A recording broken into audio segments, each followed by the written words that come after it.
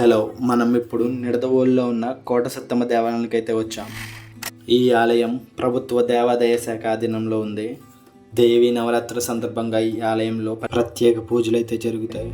దేవీ నవరాత్రులకి ఈ ఆలయం అత్యద్భుతంగా అలంకరణ జరుగుతుంది. ఈ ఆలయంలోని మూల విగ్రహం 11వ శతాబ్దం నాటి తూర్పు చాణుక్యుల కాలం నాటిదని ఇక్కడ ఉన్న శిలాశాసనాల ద్వారా మనకు తెలుస్తుంది.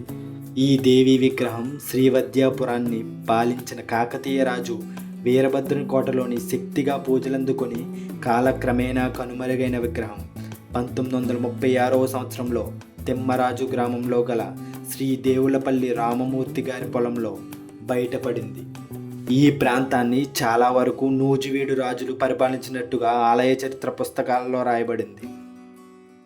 ఈ గ్రామం పూర్వంలో దేవులపల్లి వారి అగ్రహంగా పిలువబడినది.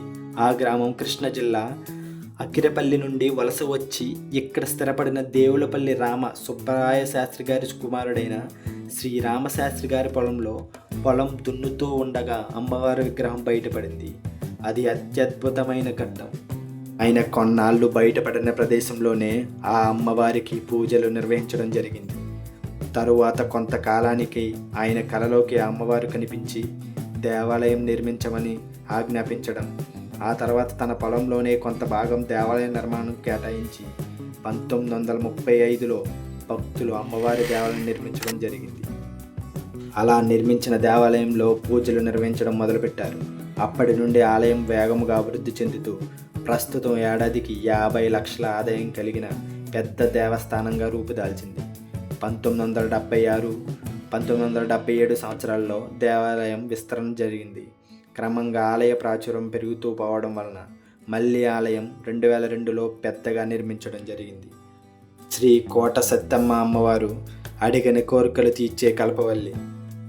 ఈ దేవాలయానికి వచ్చి అమ్మవారిని దర్శించుకుని న్యాయబద్ధమైన ఏ కోరిక కోరినా అమ్మవారు వెంటనే తీరుస్తారని ఇక్కడ భక్తుల నమ్మకం.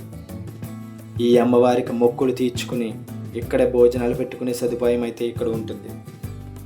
ఈ దేవాలయం అయితే పండగ రోజుల్లో ఉదయం 6 గంటల నుండి సాయంత్రం 8 గంటల వరకు కూడా తెరిచే ఉంటుంది. మిగిలిన రోజుల్లో ఉదయం 6 గంటల నుండి మధ్యాహ్నం 12:30 వరకు, తర్వాత 3:30 నుండి రాత్రి 7:30 వరకు మాత్రమే గుడి తెరవబడి ఉంటుంది. ఎంతటి మహిమగల శ్రీ కోట సత్తమ్మ తల్లి అమ్మవారిని మీరు ఇంతకు ముందే దర్శించుకుని ఉంటే కామెంట్ చేయండి. ఈ వీడియోని లైక్ చేయండి. ఇలాంటి మరిన్ని పుణ్యక్షేత్రాల గురించి మన ఛానల్లో వస్తూనే ఉంటాయి. సబ్స్క్రైబ్ చేసి పెట్టుకోండి అండ్ బెల్ ఐకాన్ క్లిక్ చేయండి. ఈ టెంపుల్కి రావడానికి రాజమండ్రి నుంచి అయితే మనకు అరౌండ్ 25 కిలోమీటర్స్ ఉంటుంది. రావులపాలెం నుంచి అయితే 40 కిలోమీటర్లు ఉంటుంది. ఇంతటి మహిమగల ఈ అమ్మవారిని ఖచ్చితంగా ఒక్కసారన్నా దర్శించుకోవాల్సిందే. ఇలాంటి మరిన్ని వీడియోస్ మన ఛానల్లో వస్తూనే ఉంటాయి. ఈ టెంపుల్కి వెళ్ళే మార్గం కూడా చూడడానికి చాలా చక్కగా ఉంటుంది. ఇదే మార్గంలో మీరు ఈ టెంపుల్కి వెళ్ళుంటే కామెంట్ చేయండి.